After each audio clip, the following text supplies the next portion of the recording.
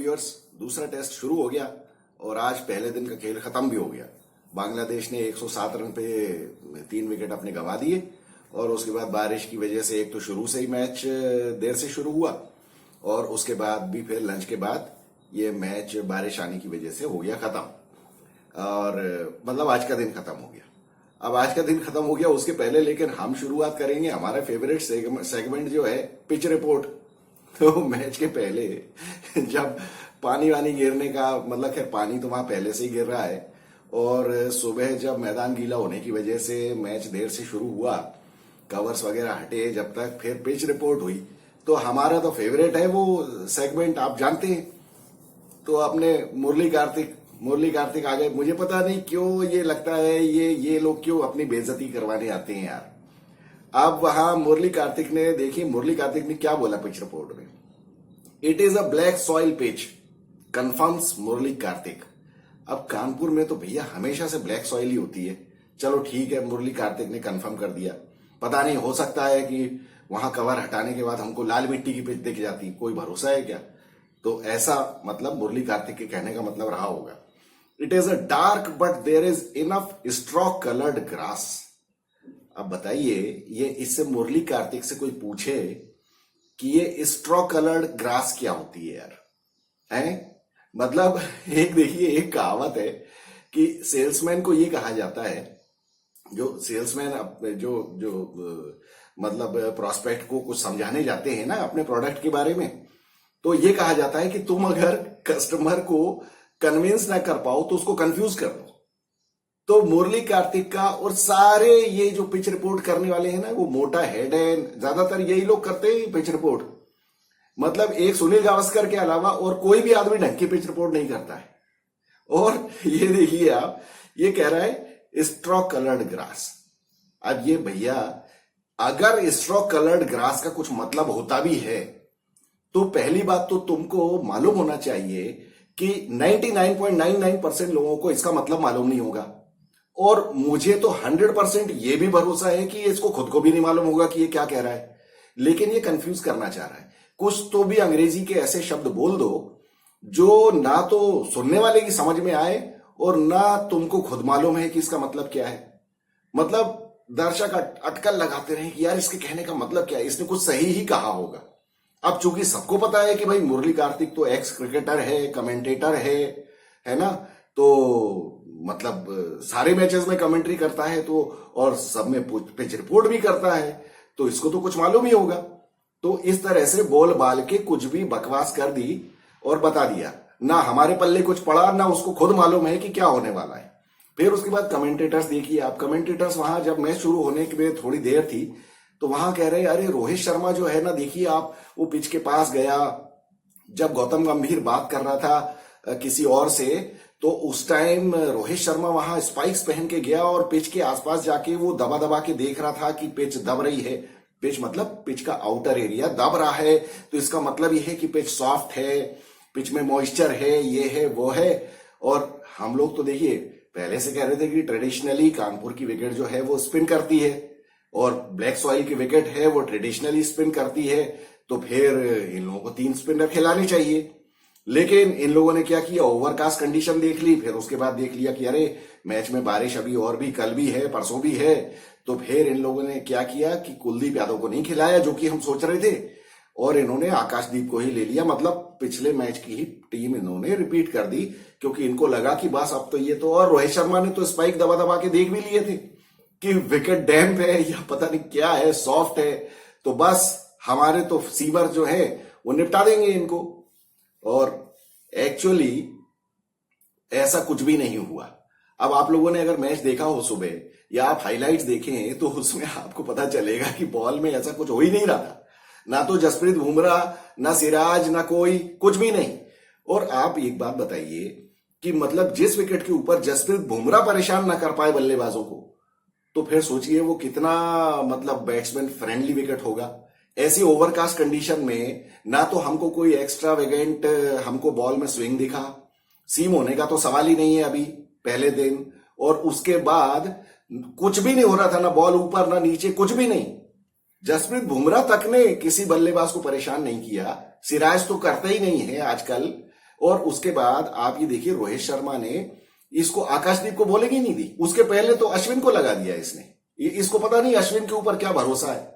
तो मतलब शुरू में तो ये हालत हो गई थी कि विकेट नहीं गिरे थे उनके, वो मतलब तो मुझे ऐसा लग रहा था कि इनके चेहरे पे हवाइये से उड़ने लगी है कि भैया टॉस जीत के हमने पहले तो हमने दे दी है उनको बैटिंग, और अब हमको चौथी पारी में बैटिंग करना है। अगर बांग्लादेश ने कुछ कर दिए, रन वन बना दिए, तो हमारी मुसीबत हो जाएगी। और देखिए व्यूअर्स, मैं आपको एक बात बताऊं, इस टेस्ट मैच में मुझे नहीं पता कितनी बारिश होने वाली है, कितने टाइम का खेल बर्बाद होगा, क्या होगा, लेकिन अगर चौथी पारी में जब इंडिया को बैटिंग करनी है और 180 का टारगेट हुआ और इनको अगर 60-70 ओवर मिल गए बांग्लादेश को ना, तो इंडिया को लेने के देने पड़ सकते हैं।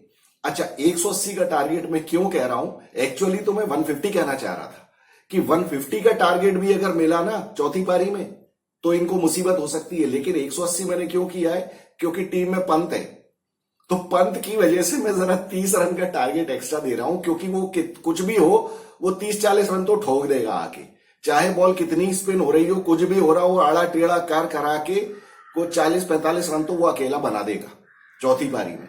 लेकिन बाकियों का क्या होगा, तो इसलिए ये दांव बहुत उल्टा पड़ सकता है।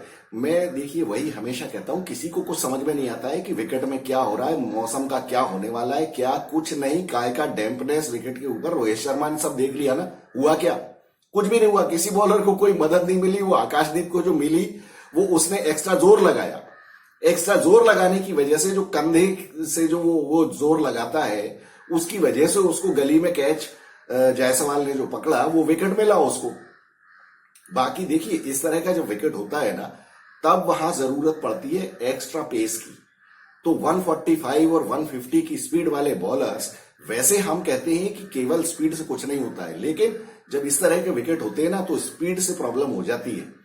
और बाकी खासतौर पे अगर आपके बॉलर्स 135, 136 पे बॉलिंग कर रहे हैं और एक बॉलर आपका 150 पे अगर कर रहा है, तो बैट्समैन को एडजस्ट करने में प्रॉब्लम हो जाती है। तो यहां अब इंडिया के पास तो ऐसा कोई है नहीं, तो बस यहां तो मुसीबत होने वाली थी इनकी। लेकिन वो तो आकाशदीप ने बहुत अच्छी बॉलिंग कर दी, और बाकी फिर रहा सहा एक अश्विन को भी विकेट मिल गया, वो शंटो ने बॉल मिस कर दी। अब ठीक है, तारीफ करने को तो कमेंटेटर्स आप तो जानते हैं कि फिर कि उसने ऐसा किया वैसा किया, फिर उसने एक सीधी डाल दी तो ऐसा कर दिया। अरे भैया, जब बैट्समैन आउट होता है तो कुछ ना कुछ बॉल में होता ही है। फिर जडेजा से क्यों नहीं बॉलिंग करवाई होगी इन्होंने आज, मुझे समझ में नहीं आया। अब चूंकि सारे लेफ्ट हैंडर्स खेल रहे हैं, लेकिन भैया लेफ्ट हैंडर्स उनके कोई इतने खतरनाक नहीं है। आज के मैच में आप बताइए, पूरे मैच में कितने ओवर्स फेंके इन लोगों ने, 35 ओवर्स फेंके हैं। वो जडेजा को एक भी ओवर नहीं दिया, एक भी ओवर नहीं मिला जडेजा को। यार ऐसा क्या है यार, अश्विन ने किए 9 ओवर, आकाशदीप ने किए 10। मैंने मान लिया आकाशदीप ने 10 किए क्योंकि उसने तो विकेट लिए। बाकी जसप्रीत बुमराह 9, मोहम्मद सिराज 7, रविचंद्रन अश्विन 9 ओवर। तो इतना भी आपके पास नहीं था कि आप जडेजा को 1 ओवर देके देख लेते। यार ऐसा क्या है यार, ये तो कोई बहुत अच्छी कप्तानी नहीं है मेरे नजर में। आप सारे बॉलर से बॉलिंग तो करवाओ। और ऐसा भी नहीं है कि वो कोई बॉलर्स, ऐसा लग रहा था कि हर बॉल के ऊपर विकेट ले लेंगे सिवाय आकाशदीप के और कोई भी ऐसा थ्रेटनिंग नहीं लग रहा था। तो जडेजा को क्यों नहीं दिया आपने?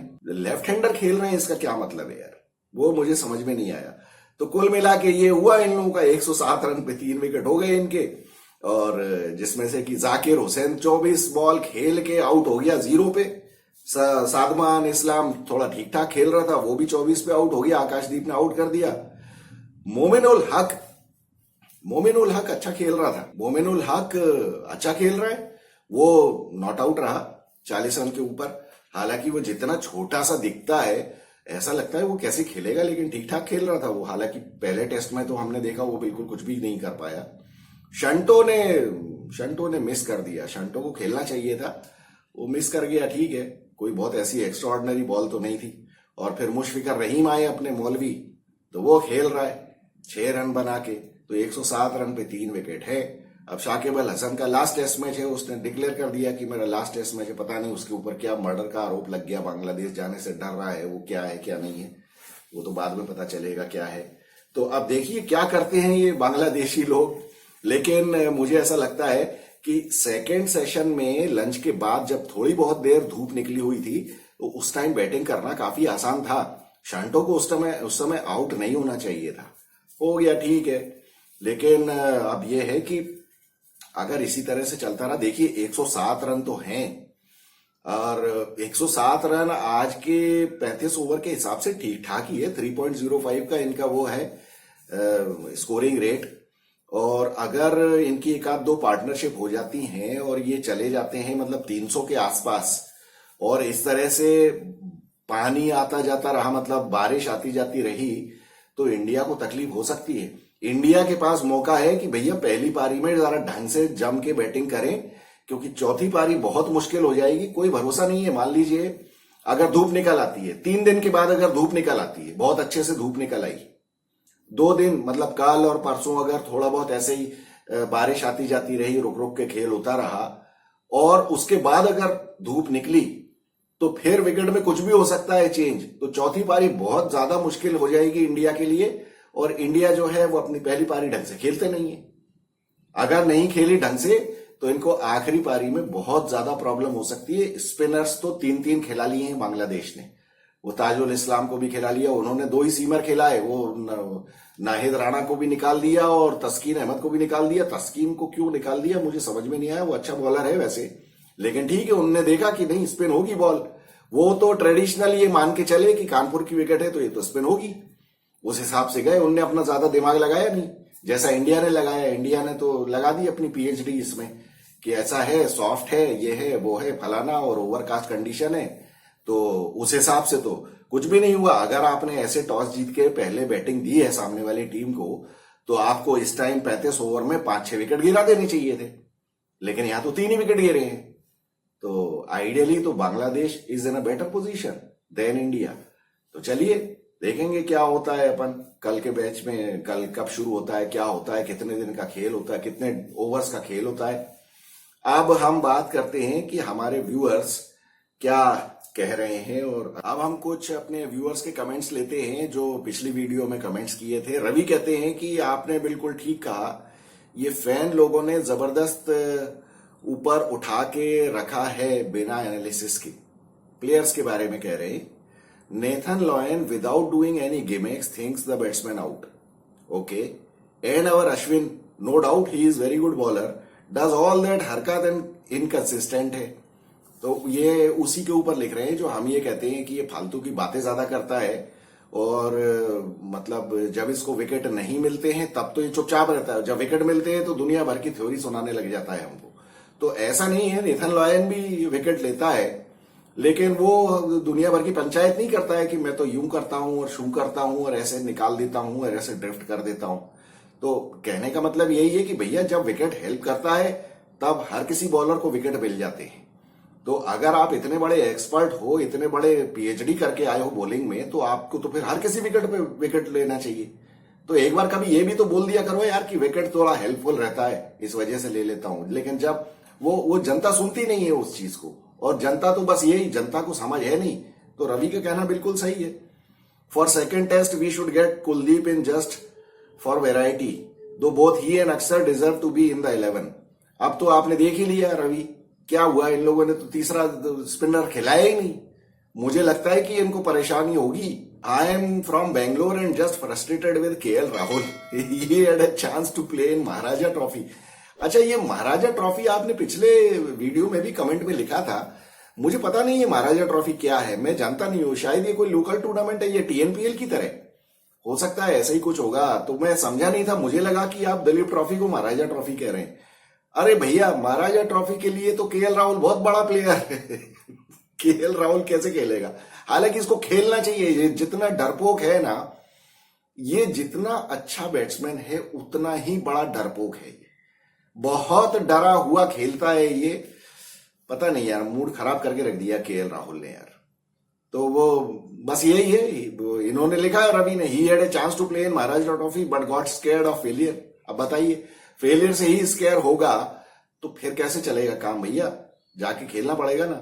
गौरव चतुर्वेदी कह रहे हैं कि वो जो सचिन तेंदुलकर को 194 पे डिक्लेयर किया था राहुल द्रविड़ ने, वो मुल्तान टेस्ट मैच था जिसमें सहवाग ने 309 रन बनाए थे। सही बात है, मुझे कंफ्यूजन था कि वो ऑस्ट्रेलिया में हुआ था या पाकिस्तान में, इन दोनों में से। तो सही कहा आपने, मुझे भी अभी याद आया ये। और ये अब देखिए, किलर AK-47 कह रहे हैं कि आकाशदीप को पहले मैच में बॉलिंग क्यों नहीं दी।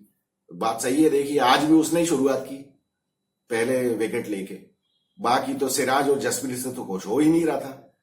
तो अगर ये नहीं लिया होता आज इसको तो क्या होता है इसका, वो तो पता नहीं। खैर, हालांकि मैं फिर भी कहता हूं कि 3 सीमर्स के साथ नहीं जाना चाहिए था, इनको सिराज को बिठा देना था, उसकी जगह कुलदीप को ले लेते, क्योंकि ये इस मैच में स्पिन तो होगा और बाद में इनको मुश्किल पड़ेगी, मुश्किल पड़नी ही है। सतीश कह रहे हैं, देखिए मैंने एक क्वेश्चन पूछा था 3 वीडियो पहले, मैं उस पर कमेंट कर दूंगा ताकि आपको मिल जाए। हाँ प्लीज सतीश, मैंने आपको लिखा भी है, आप प्लीज उस पर कमेंट कर दें, क्योंकि कमेंट्स इतने आ जाते हैं कि बीच में कभी मिस हो जाता है। बट नॉर्मली मैं कमेंट मिस करता नहीं हूं, चाहे मैं बाद में भी करूं। हो सकता है इसलिए कि बीच में काफी दिनों गैप आ गया ना, जब ये एक महीना करीब क्रिकेट नहीं हुआ था, इस वजह से शायद मिस हो गया है। आई कैन अंडरस्टैंड, काफी लोग कमेंट करते हैं। तो वो क्वेश्चन के बारे में आपने पहले बात थोड़ा की थी, उसको बहुत लाइट क्वेश्चन के फॉर्म में लिया गया। ओके, बिल्कुल जरूर आप उस पर कमेंट कर दें फिर से, तो मुझे मिल जाएगा, तो हम बात करेंगे उसके बारे में। अब आप लोग बताइए आज आपको क्या लगता है। मुझे जो मेरा सोचना है, क्या आपको लगता है कि वाकई ये रोहित शर्मा ने गलती कर दी है या इंडिया ने गलती कर दी है 3 सीमर खिला के? और मुझे उससे भी ज्यादा गलत डिसीजन तो मुझे ये लगता है कि जो इन्होंने पहले बैटिंग दे दी है बांग्लादेश को, क्योंकि चौथी पारी में यहां खेलना मुश्किल होने वाला है। और इंडिया के प्लेयर्स कितनी अच्छी स्पिन खेल लेते हैं ये तो हमको बहुत अच्छी तरह पता है। और बांग्लादेश की विकेट पे जाके आप खेल रहे हो, ये बांग्लादेश की विकेट पे खेलने से मेरा मतलब ये है कि बांग्लादेश जो चाहते हैं आपने वही दे दिया उनको, क्योंकि वो तो स्पिन अपने घर में भी वो गड्ढे बना बना के खेलते हैं बांग्लादेश में। आपने यहां स्पिनिंग फ्रेंडली विकेट दे दिया और उसके बाद आपने रही सही चौथी पारी भी ले ली आपने कि हम बैटिंग करेंगे। तो अगर आपको चौथी पारी खेलना है यहां, तो उसके लिए आपको पहली पारी बहुत अच्छे से खेलनी पड़ेगी, अदरवाइज चौथी पारी में बांग्लादेशी बहुत भारी पड़ जाएंगे। 150 रन का टारगेट चेज करना बहुत मुश्किल हो जाएगा इंडिया से। तो आप लोग बताइए viewers, I look forward to hearing from you, आपका क्या व्यू है इस बारे में। This is Vikas Saxena, the bias journalist. Thank you so much.